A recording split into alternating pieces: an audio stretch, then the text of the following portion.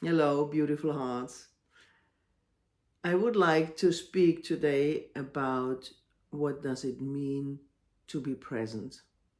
You've probably heard this before as advice on meditation or let's say focusing or even stress management, that you should breathe deeply in and out so that you can concentrate on the present moment. But what does this mean? Being present means fully enjoying the moment you are in. It's the moment when you are completely calm and know exactly what you want. You concentrate on what you are doing without thinking about anything else. In this moment, life is more real. That is why it is so important to cultivate the present moment, to realize its potential and to enjoy it to the full, because that is the measure of our quality of life. Buddha said, do not dwell in the past, do not dream of the future, concentrate the mind on the present moment. Of course, the present moment is a product of our past, just as it influences the future. But you know what? The life you lead is only ever now. Now, now. Because everything I've just said in the present moment is now in the past. They say it is possible to leave the material third dimension and that spiritual awakening enables the transition to a fifth dimension. What is that supposed to mean, you ask? Well, quite simply, the difference from the third to the fifth dimension is essentially the elimination of time. But time can only disappear if the moment is given its full meaning and thus its quality. Little Joe, Ho's little brother, has shown us how. In the TV series Highway to Heaven, which he also wrote and produced, Michael Landon, as Little Joe was named in real life, shows us what it means to be present. I can't find a better example. The story is about a man/angel who travels with his colleague/human across the United States to wherever his boss has sent him. So he ends up in a situation, let's say on a farm, and in order not to attract attention, he takes a laborer's job there, but his real job is to find the bug.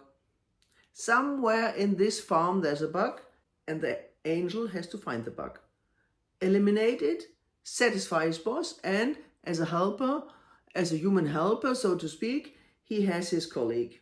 That sounds kind of simple, but usually it is not. Because sometimes God's wishes are a little hidden, and the angel needs a little longer to find out who actually needs his help on this farm.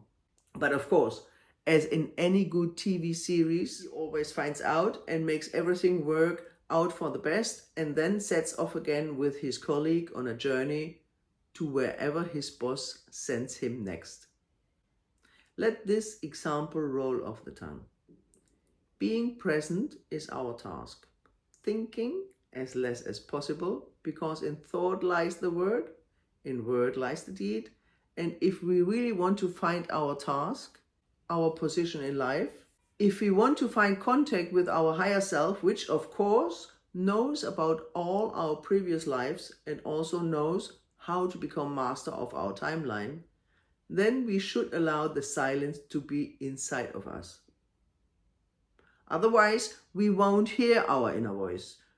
I've now simply replaced the word God with our inner voice, which is the voice of our higher self, our divine self. As Jesus said, God is within us. But of course, you can call it however you want. Call it God, call it the higher self, call it the universe. It is the higher power, the energy that creates everything. Every moment of my life, it can be that I have been sent somewhere. Not by God, but by my karma. This became very clear to me a few days ago when I was talking to my neighbor who did not know what karma was. I said, do you know what karma is? Calma, calma. No, no, no, no, not calma. karma. How can I expect spiritual correct behavior from my fellow human beings if very simple terms or the basic mechanism are not clear? We get upset when people behave as if the deluge is after them. But I should set an example. Our task is not only to be present, but also to behave in a spiritually correct way and, in the best case, to cause other people to learn spiritually correct behavior. Possibly first to imitate the mine, and suddenly all makes sense to me.